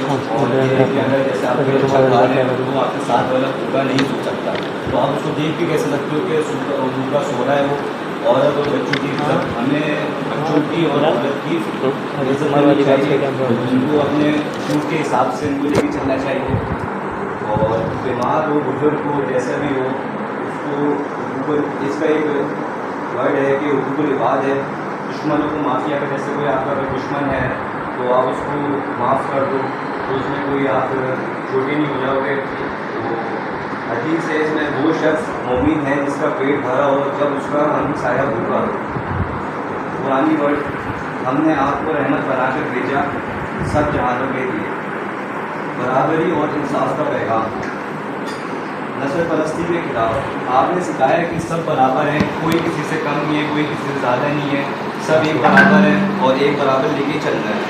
औरत का मकाम बहुत ऊपर है। कितना ऊपर है? कितना ऊपर है भाई? औरतों को वारिस बनाया, तालीम और इज्जत का हक दिया, इज्जत है उनके पास और इज्जत का हक दिया। औरतों की सरदार हजरत करना और सबके साथ जन्नत में औरतों की सरदार हजरत दर्जा दिया गया। इतना बड़ा हुक्म इसका पैगाम है इंसान को उसकी सूरत, नस्ल या पैसे से नहीं बल्कि चले किसका नंबर है? नीचे नीचे नीचे नीचे है नीचे। चलो सही है, बात अंदाजा हो गया। कितना ऊपर है भाई? चले भाई, हदीस से तो कोई नहीं ना। से छोड़ हमारी इस प्रेजेंटेशन का मकसद था कि हमें इस रूल की ज़िंदगी सबक मिलता है। रूल की ज़िंदगी से सबक मिलता है कि वेरी गुड जॉब माशाल्लाह। क्या सबक मिलता है? Very good job. Pardon me please, आप बताओ। Pardon me. हम अच्छे इंसान कैसे बन सकते हैं। एक हुज़ैफा शुरू हो जाता है आप बंद कर शुरू हुजूर पाक सल्लल्लाहु अलैहि वसल्लम की ज़िंदगी से हमें बहुत सी बातें मोबाइल बंद कर दी। सर मैं बता सकता हूँ इसके बाद मैं कंक्लूड कर सकता हूँ। मैं भी कंटिन्यू करूँगा। जोर से थोड़ा आवाज़ नहीं आ रही, वो देखो मोबाइल पे लगा हुआ है ये। सर आ रही है, आवाज़ आ रही है। देखो वो अभी तक सर नहीं उठा रही ऊपर, आपको देख ही नहीं रही, आप बोल क्या रहे हैं? उनसे कोई बोल भी नहीं बोल रहे। जोर से बोलो ना, चिल्ला के फिर ये सुनते हैं कि कहाँ लिखते हैं, सारी आवाज़ नहीं जाती। चिल्ला दो। ज़िंदगी से बहुत कुछ सीखने को मिलता है। अलग आवाज़ में बोलो। उनका इलाज, उनके मामलात लोगों के साथ, सहाबा के साथ, धर्म में, औरतों में, इस तरह से। हुज़ैफा हाथ बांधो नहीं, हाथ खोलो। हुज़ैफा बोर्ड से देख ले बस, हाँ यहाँ से देख ले। और उनकी तालीमात सिर्फ मुसलमानों के लिए नहीं बल्कि सारे इंसानों के लिए जो क़यामत तक आने वाले हैं। हाथ तो खोलो।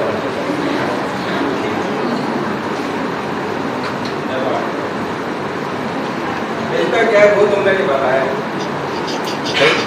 इतनी सारी इधर माशाल्लाह बातें लिखी, देख लो इधर, फिर बताओ।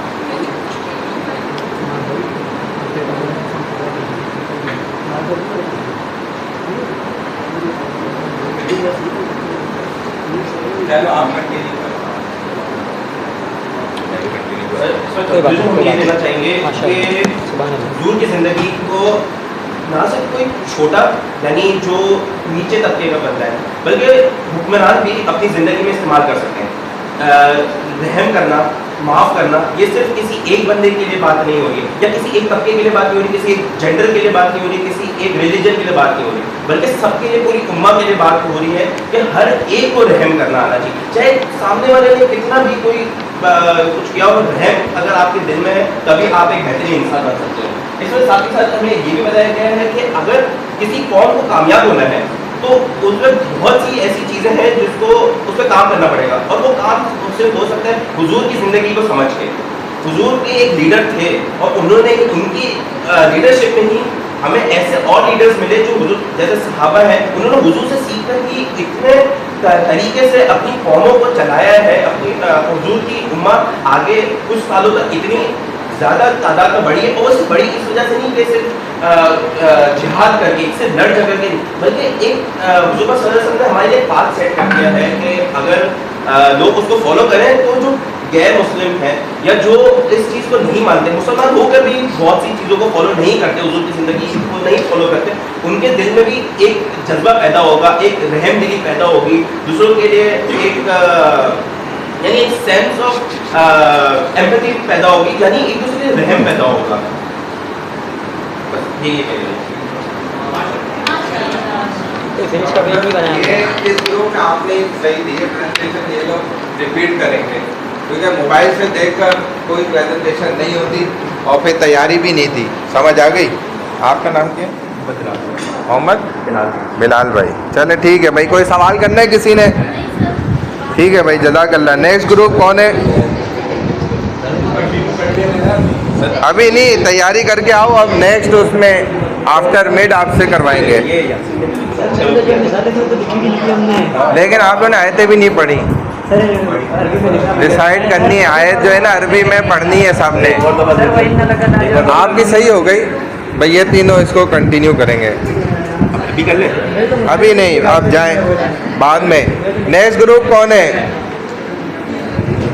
नेक्स्ट ग्रुप आ जाए भाई जल्दी। ग्रुप नंबर 8,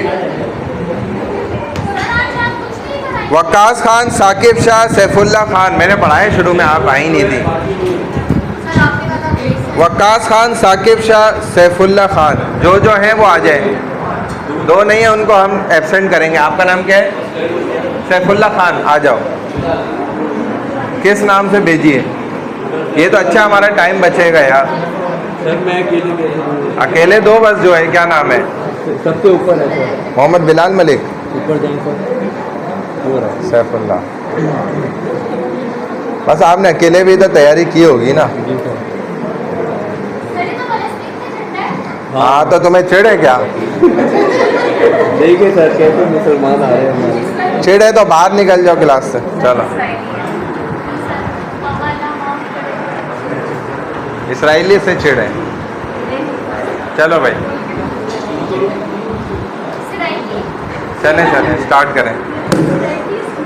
अस्सलाम वालेकुम, मेरा नाम सैफुल्ला खान है और हमारा टॉपिक है। सही कह रहे सही है हैं, ना? चले हाँ। उसने वैसे ही तैयारी की है ना भाई। Peace and unity, starting with an hadith. हजरत उमर रुबाई से रवायत है कि एक बार हजरत हारिसा की वालिदा हजरत मोहम्मद सल्लल्लाहु अलैहि वसल्लम के पास आई और उन्होंने उससे सवाल किया कि मेरा बेटा हारिसा जंग बदर के मौके पर शहीद हो गए हैं, जिसको एक तीर आकर लगा। मुझे ये पूछना है कि अगर वो जन्नत में है तो फिर मैं सब्र कर लूँ, और अगर वो जन्नत में नहीं है तो फिर मैं उनको लूँ। तो हज़रत मोहम्मद सल्लल्लाहु अलैहि वसल्लम ने फरमाया कि वो हारिसा की माँ जन्नत के अंदर गार्डन है जिसमें हारिसा को फिरदौसुल आला के मकाम पर रखा गया है। सही है सर?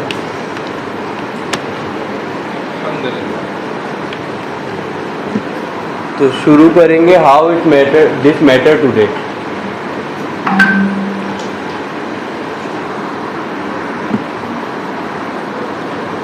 अमन और यूनिटी हमारे लिए इसलिए आज मैटर करती है क्योंकि बढ़ते हुए ग्लोबल इश्यूज़ को और ग्लोबल टेंशन्स को देखकर हम लोगों को इस्लाम की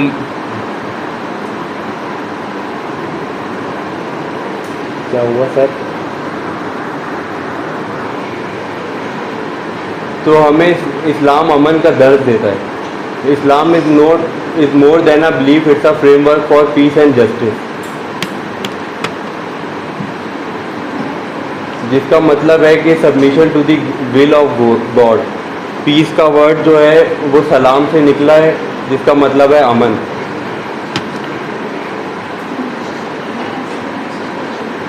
इस्लाम ने हमें इंसानियत के सर ये मेरा ग्रुप मेंबर है। ये सीधे तो फरार हुआ था। ये फरार हुआ है सर, पैर है। आ जाओ बेटा, शाबाश इधर।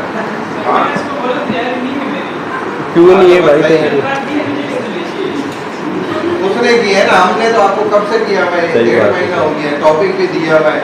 फिर आप कब आफ्टर जो है ये पूरे सेमेस्टर के बाद तैयारी करेंगे?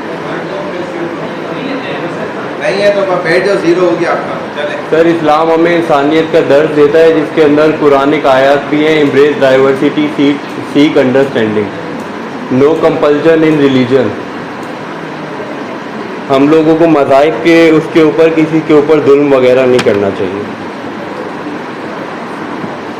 और अमन दुनिया के अंदर कैसे लाया जाएगा, उसके लिए हम लोगों को एजुकेशन ज़रूरी है और इंटरफेथ और इंटेलेक्चुअल अंडरस्टैंडिंग को प्रमोट करना चाहिए। और जो भी कॉन्फ्लिक्ट चल रहे हैं दुनिया में, जैसे कि फ़लस्तीन वगैरह, उसको रिजॉल्व करने की कोशिश करनी चाहिए। स्टैटिक मोबाइल एप्लीकेशन यूज़ करने वाले को भेज दो बाहर। Static application for unity. Mobile पूरा इस्तेमाल करते हैं।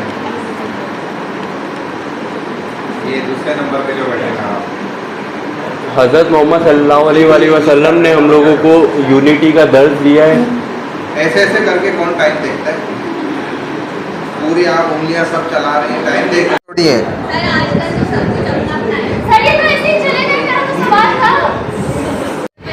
अभी तक जो हमने पेपर बना के इनको दिया है, जो फाइनल नहीं करा इन्होंने अभी तक, वो मैं आपको पैटर्न समझा रहा हूँ पेपर का। अगर पेपर चेंज हो गया, कोई उसमें पैटर्न में चेंजिंग आई, तो फिर मैं वो आपको दोबारा समझा दूंगा। मैं सिर्फ आपको पेपर पैटर्न बता रहा हूँ। मंडे क्लास है, आपका स्केजुअल तो आपके पास आ गया होगा, उसमें आपको टाइमिंग डे पता नहीं चला अभी तक? नहीं पता चला। मुझे जो अभी तक पता है वो संडे को आपका मेरा ख्याल है पेपर है, और 4 बजे से 5:30 के दरमियान 1.50 मिनट 30 मिनट्स का है, 1.5 घंटे का ये पेपर है आपका, और 25 मार्क्स का है, 25 मार्क्स का है इस्लामिक स्टडीज़। कोशिश करिएगा कि कोई भी मटेरियल अपने साथ ना लेके जाएं बिला वजह आपका पेपर ख़राब हो। इसमें हमने आपको MCQs नहीं देते, true false, fill in the blanks या चूज़ द करेक्ट आंसर, ये कुछ नहीं होता, क्योंकि ख्याल ये है कि फ़ाइनल एग्ज़ाम MCQs बेस होगा ऑनलाइन यहीं पे यूनिवर्सिटी में। तो इस वजह से आपके पास यहाँ पर जो है वो टोटल 4 क्वेश्चन है, 4 सवालात हैं, जिनमें से एक सवाल 10 नंबर का लॉन्ग होगा और बाकी शॉर्ट होंगे 5-5 नंबर के। वो आपके पास नंबर मेंशन किए हुए हर क्वेश्चन के आगे ना, उन नंबरों के हिसाब से आपने वहाँ पर आंसर को लिखना है। अगर 5 नंबर का आंसर है, कोई सवाल 5 नंबर का है, तो उसके लिए फ्रंट बैक आप लिखते हैं तो बहुत है पेज, एक पेज आगे पीछे का। लेकिन अगर आपकी राइटिंग बड़ी है या आप हेडिंग ज़्यादा बड़ी डालते हैं, आप 3 लाइन में एक हेडिंग डाल देते हैं, तो फिर आपको एक मज़ीद एक्स्ट्रा पेज लिखना चाहिए। अगर आप हेडिंग ज़्यादा बड़ी डालते हैं या आपकी अपनी राइटिंग बड़ी है, उस हिसाब से, ये मैंने नॉर्मल राइटिंग के हिसाब से बताया कि आप फ्रंट बैक लिखते हैं 5 नंबर वाले सवाल का आंसर। अगर 10 नंबर का सवाल है तो उसमें आपको ऐसे ही डबल पेज लिखने चाहिए, यानी कि फ्रंट बैक फिर एक्स्ट्रा फ्रंट बैक, यानी कि 4 पेजेस हो गए आगे पीछे के मिलाकर। हेडिंग वाइज आप खुद देख लें, अगर आप हेडिंग बड़ी डालते हैं, आपकी राइटिंग ज़्यादा खुली है, आप बड़ी राइटिंग लिखते हैं, तो फिर एक एक्स्ट्रा पेज आपको और मज़ीद लिखना चाहिए। पॉइंटर ज़रूर बनाएं। और अगर वो स्टूडेंट्स जो कुरानिक आयत और हदीस टॉपिक से रिलेटेड अगर लिखेंगे तो समझे आधे नंबर उन्होंने वैसे ही ले लिए। अगर वो लिख देते हैं, उसमें एराब का कोई इशू नहीं है, आप एराब ना लगाएं, आप कोशिश करें, लेकिन इसके लिए आपको एक्सरसाइज करनी पड़ेगी कि मश्क करें कि यार ये हमने 6 टॉपिक पढ़े, टोटल आपके पास टॉपिक ही 5 होते हैं जो आपने ये 7 लेक्चर्स में पढ़े बिफोर मिड तक। उन 7 लेक्चर्स के 5 टॉपिक हैं मुश्किल से। उन 5 टॉपिक्स के आप अगर एक आयत, 5 आयतें, 5 हदीसें, एक्सरसाइज आप उसकी मश्क कर लें लिखने की, याद करके, भले छोटी से छोटी मुख्तसर आयत हो या हदीस हो। अगर आप ये उससे रिलेटेड टॉपिक से, क्वेश्चन से रिलेटेड आप एक आयत और एक हदीस लिख देते हैं, तो आप समझें कि आपने 10 वाले नंबर में से 5 नंबर तो वैसे ही ले लिए। अब आगे आप कुछ नहीं भी लिखते तो 5 नंबर तो आपको मिल ही गए। ये एक पॉइंट की बात मैंने आपको बता दी अपनी तरफ से, ताकि आपको फ़ायदा हो जाए। एक भी लिख दें तो बहुत है, एक कुरानी आयत, एक हदीस लिख दें तो ये आपके लिए प्लस पॉइंट है। तर्जुमा आपकी मर्जी है, उर्दू में लिख दें, इंग्लिश में लिख दें, ट्रांसलेशन में आपको इजाज़त होती है कि आप उर्दू में भी लिख सकते हैं, ठीक है ना। लेकिन उसके अलावा पेपर आपने इंग्लिश में ही देना होता है। कोशिश करें रोमन इंग्लिश में ना लिखें। रोमन इंग्लिश क्या करती है, आपका पेपर ख़राब करा देती है। हम नंबर भी नहीं दे सकते, भले आपने सब सही लिखा हो, लेकिन हम आपको 0 कर देंगे। उसकी वजह यह है कि यूनिवर्सिटी इसको अलाउ नहीं करती। अगर वो रीचेक होते हैं पेपर तो उसमें हमारे लिए मसला बनेगा, इसलिए हम मजबूर हो जाते हैं। तो कोशिश करें कि आप ना लिखें, इंग्लिश लिखें, भले टूटी फूटी लिखें, कोई मसला नहीं है। ग्रामेटिकल इंग्लिश हमें नहीं चाहिए होती। बहरहाल पहला सवाल जो मैंने अभी तक पेपर बना के दिया उसके हिसाब से बता रहा हूँ, अगर चेंज हो गया तो आपको दोबारा बताऊँगा। लेकिन अभी तक जो पहला सवाल है वो 5 नंबर का है, सेकंड जो है वो 10 नंबर का है, थर्ड जो है वो भी 5 नंबर का है, फोर्थ क्वेश्चन जो है वो भी 5 नंबर का है। यानी कि 1, 3 और 4 ये क्वेश्चन क्या है, 5-5 नंबर के हैं। और सेकंड क्वेश्चन आपका 10 मार्क्स का है। ये हम पेपर में CLO PLO ज़रूर देते हैं। जो आपको कोर्स लर्निंग आउटकम्स होता है ना, ये आपको हमने फर्स्ट क्लास में जो कोर्स आउटलाइन दिया था और कई मरतबा वो हमने LMS पे भी शेयर किया हुआ है, वहाँ भी पढ़ा हुआ है, आपको व्हाट्सएप पे भी कई मरतबा हमने शेयर किया है। तो उसको भी ज़रा समझ के आएँ बिफोर मिड। जो आपके पास 7 लेक्चर्स हैं जिनमें तकरीबन 5 टॉपिक्स हैं मुश्किल से, ठीक है ना, उनको अगर समझ के आएंगे तो आप सवाल में ये CLO को भी पढ़ के समझ जाएंगे कि ये CLO 1 से दिया है, तो इसका मतलब है कि ये 5 pillars of Islam, 7 articles of Islam से रिलेटेड टॉपिक है।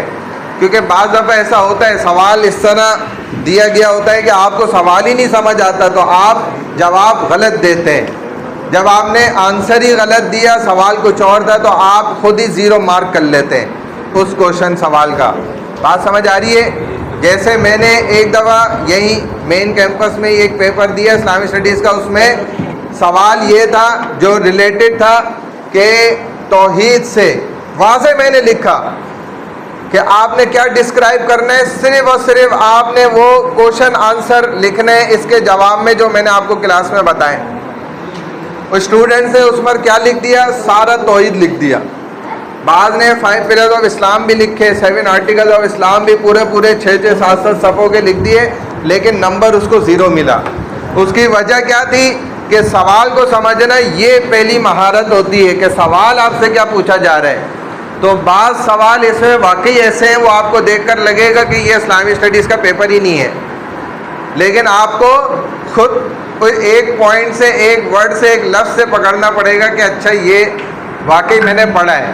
पहली दफ़ा देख के हो सकता है आपको लगे कि ये इस्लामिक स्टडीज़ का पेपर नहीं है, लेकिन ये आपकी, इसको परेशान ना होइएगा, आप उसको समझें, सवाल को बार बार पढ़ें और चंद अल्फाजों से आपको समझ में आएगा कि अच्छा ये चीज़ हमने पढ़ी है, वाकई में इसको उस रुख से पूछा है जो हमें पता ही नहीं था। तो यही चीज़ एग्ज़ाम होती है, एग्जामिन करना यही चीज़ होती है। बात समझ आ गई?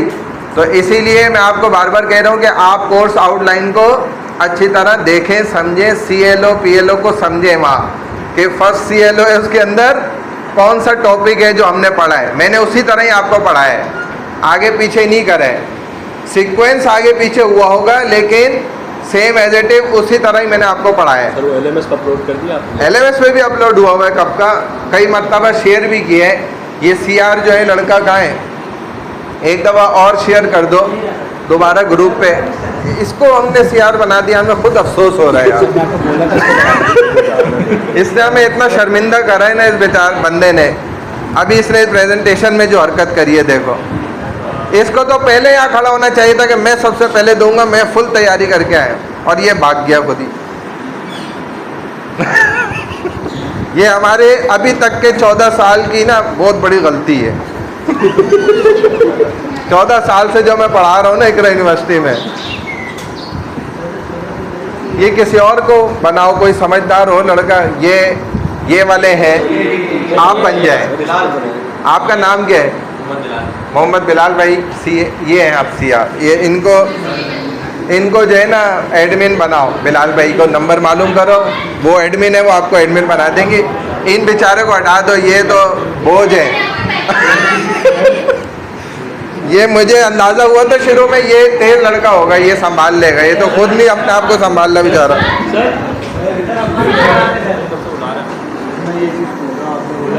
हदीस या आयत में से कोई एक, अगर फॉर एग्जांपल अरबी ज़ुबान नहीं आती तो इंग्लिश में इसका तर्जुमा लिख सकते हैं?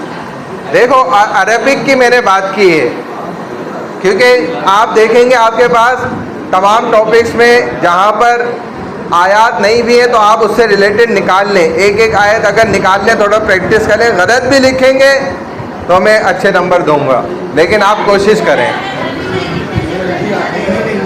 तो यही तो बात है ना। अरबी में लिखना जरूरी है, ट्रांसलेशन लिखने खाली ट्रांसलेशन भी लिख सकते हैं ना आयत में? नहीं, अरबिक की बात करी है मैंने। अरबी लिखनी है, मैंने अरबी की बात करी है।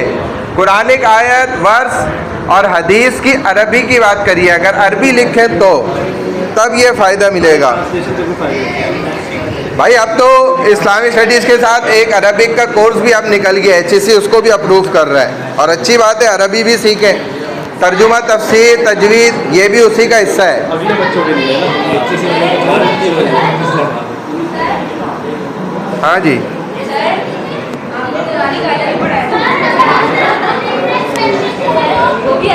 क्या चीज़? नहीं वो नहीं, उसका हम खुद क्लास में टेस्ट लेंगे, अभी वो कंटिन्यू चलेगा। नेक्स्ट क्लास में देखता हूँ मैं, मौका मिला तो कराएंगे। क्या बात बोलिए?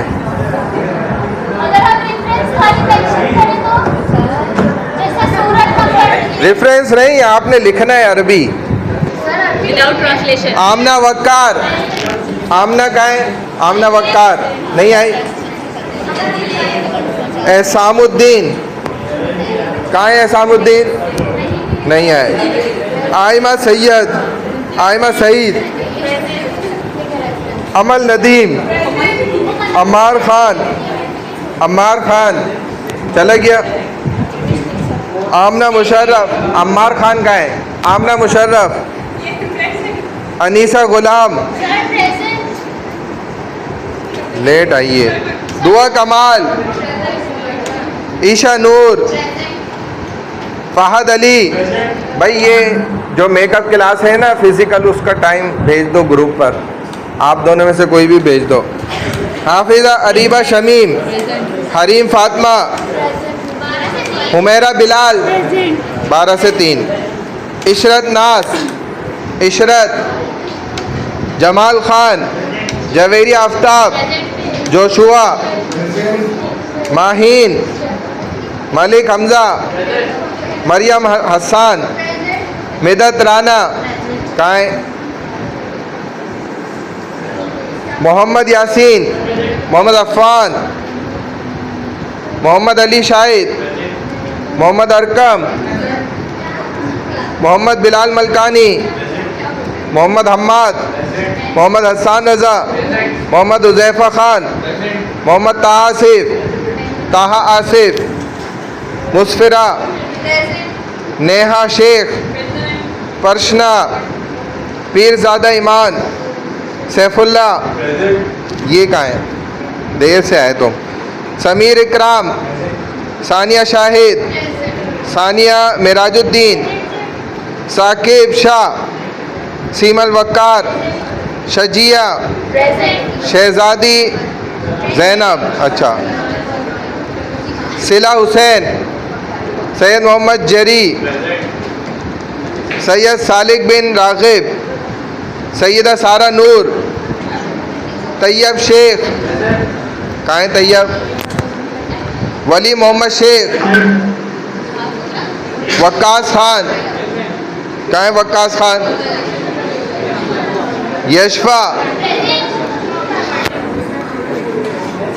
कोई लड़का ये जाएगा काला पुल की तरफ तो मुझे बताना, ठीक है भाई? अस्सलाम वालेकुम। काला पुल की तरफ जाएगा भी कोई लड़का जिसकी क्लास हो गई हो, फारिग हो, जा रहा हो?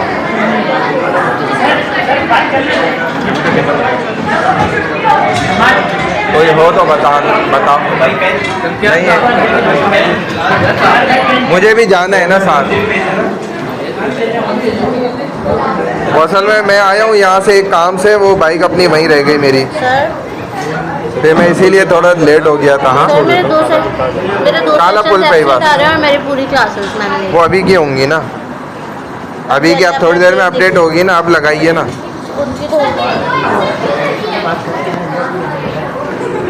मेरे हिसाब से तो अटेंडेंस का किसी का इशू नहीं होना चाहिए, बाकायदा हम क्लास, तो वो ऑनलाइन क्लास हुई थी, क्या हुआ है देखा तो मैं यही नहीं पता ना। आपको जितने सवाल पूछने मुझसे पूछ ले, मैं आपको जवाब भी दे दूंगी, मगर आप मेरी प्रेजेंट लगा दें। होनी नहीं चाहिए वैसे एब्सेंट। एक क्लास में तुम नहीं आई थी, आती तो आखिरी टाइम पे आती, 5-10 मिनट पहले आई थी। आज तो मैं बिल्कुल जल्दी आई थी। एक क्लास में आप आई थी बिल्कुल आखिर में, 10 मिनट भी रह गए थे, आप आई थी उस सर, वक्त। आज मैं आई। नाम क्या था? नाम क्या था? अनीसा। अनीसा था। सही मेरी भी ऑफ बता भी, अनीसा ही था नाम। आज भी लेट आई हो। अनीसा तो इसमें है ही नहीं। अनीसा गुलाम मोहम्मद। सर इनका भी तो कोई फायदा नहीं होता आने का, ये कौन सा कुछ बोल रहे हो? इनसे अच्छा तो मैं हूँ। ये तो शुरू का है अच्छा तो मैं हूँ, इससे अच्छी तो मैं हूँ ना। शुरू का है भाई, ये आप तो थी नहीं उस वक्त। सर मैं आई थी मगर आप नहीं थे, फिर मैं हाँ ये देखो ना, आप नहीं आई थी आप, ये इस क्लास में नहीं आई। सर मैं ये एब्सेंट। आई तो हो लेकिन लेट आई हो, यही तो हम कह रहे हैं। सर भूख भी लगती है इंसान को।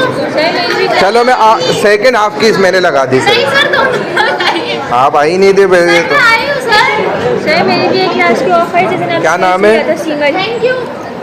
वीक बताओ तो मैं डायरेक्ट उसको खोल के सही करूँ ना। हफ्ता बताओ कौन सा है? सर 5th वाला भी। क्या नाम बताएं? सीमल। सीमन।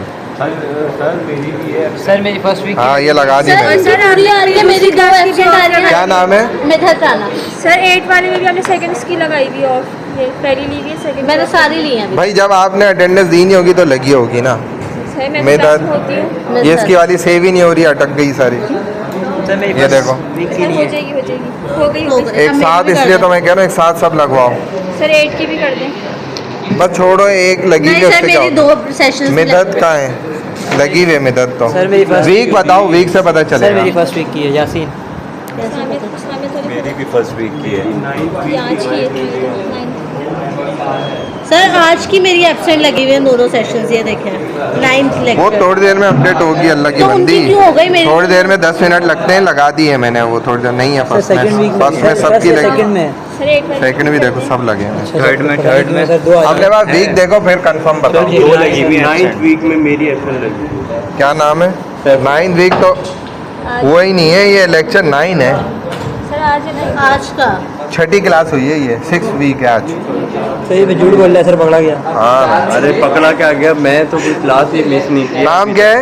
सैफुल्ला। तुम्हारी भी आज की नहीं है। आज की हो गई, कल की। सैफुल्लाह लगी हुई है। आज की तुम्हारी हो गई, मतलब देखी सबके। वीक देखो आप, वीक कौन सा है? ये थोड़ी देर में अपडेट होगी, अल्लाह के बंदो। सर उनकी आज की हो गई, मेरी नहीं हो रही, तो इसका मतलब है होगी 10 मिनट में होगी। क्या नाम क्या है? मिधत राना। मिदत।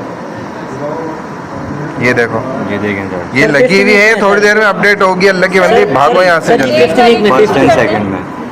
नाम क्या है? मोहम्मद हम्माद। सर जी 5th वीक में। हो ही नहीं सकती फर्स्ट सेकंड में। देखो मैंने सबकी लगाई झूठ हुई बोल रहा है, है। ये पकड़ा गया अरे सर। तो तुम्हारे सामने है। सर मेरी तुम्हारा नाम नहीं होगा इस लिस्ट में। अरे ऐसे कैसे आज था? क्या नाम है? मोहम्मद हम्माद। मोहम्मद हम्माद। ये लगी हुई देखो। 2 एब्सेंट हुआ। ये 2 इसकी नहीं है, ये किसी और वीक की सर है। मेरी 5th वीक में। ये 5th वीक में। हाँ शो फर्स्ट वीक ही आ रहा है इसके बाद। समरी एक समरी। गलत आ रहे। नाम क्या है? मोहम्मद यासीन। सर 8 वाली भी ठीक कर दें। मोहम्मद यासीन यही होना चाहिए। का है नाम? तो बताएं सर क्या ढूंढ दें सर, यहाँ नहीं होगा सर। ये रहा, का है? ये सर ये तो एब्सेंट लगी, प्रेजेंट लगी हुई है, मेरे पास एब्सेंट आ रही है। तो ऐसा क्यों? गलत है वो, कोई इनका सिस्टम का ये नहीं मसला सर है। देखें।